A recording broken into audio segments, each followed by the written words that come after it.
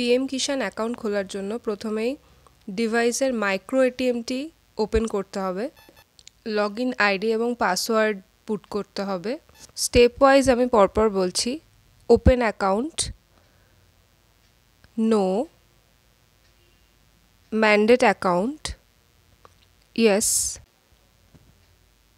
State select করাই থাকবে। Scheme name PM Kisan regular.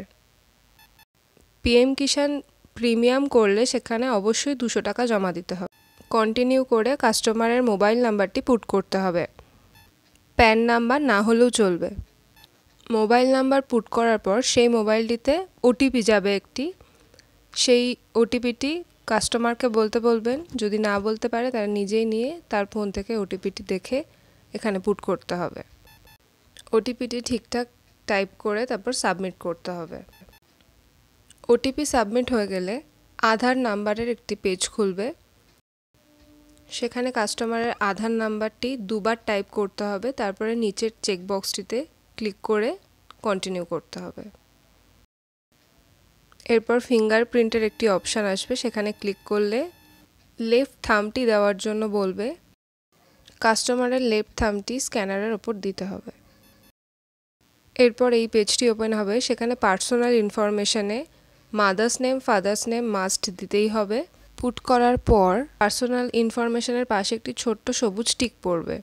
Pan and communication অ্যাড্রেসে এগ্রিকালচারাল ইনকাম এবং নন এগ্রিকালচারাল ইনকাম পুট করতে হবে আর অ্যাড্রেসটি ভেরিফাই করতে হবে। এরপর প্যান অ্যান্ড কমিউনিকেশন অ্যাড্রেসের পাশেও একটি ছোট্ট সবুজ টিক পড়বে। এরপর রয়েছে নমিনি ডিটেলস। যাদের নমিনি দেওয়ার ইচ্ছা হবে তাদের ইয়েস করে নমিনির ডিটেলস দিতে হবে, আর না হলে নো করে এগিয়ে যেতে হবে।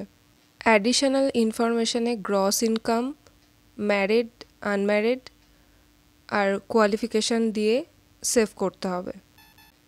অ্যাকাউন্ট ইনফরমেশনের সবচেয়ে ইম্পর্টেন্ট জায়গা হলো agree to receive DBT or change DBT mapping. যাদের নতুন অ্যাকাউন্ট তাদের এগ্রি করতে হবে, আর যাদের অন্য ব্যাংকে অ্যাকাউন্ট ছিল তাদের চেঞ্জ ডিবিটি ম্যাপিং করতে হবে। তারপর ভেরিফাই এর অপশান আসবে। আবার কাস্টমারের লেফট থাম্ব দিয়ে ভেরিফাই করে নিতে হবে।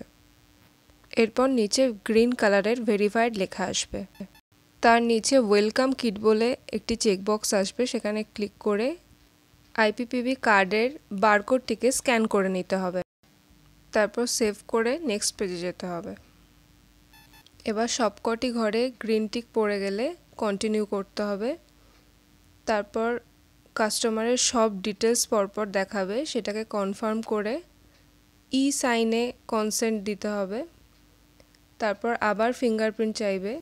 আবার সেম ওয়েতে লেফট থাম্ব ইমপ্রেশন নিতে হবে কাস্টমারের।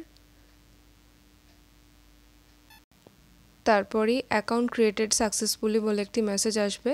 তার সঙ্গে কাস্টমার আইডি এবং অ্যাকাউন্ট নাম্বারও চলে আসবে। যাদের আগেও আইপিপিবিতে অ্যাকাউন্ট ছিল তাদের নতুন করে পিএম কিষাণের জন্য অ্যাকাউন্ট খুলতে হবে না, রিকেওয়াইসি করলেই সেটি আপডেটেড হয়ে যাবে।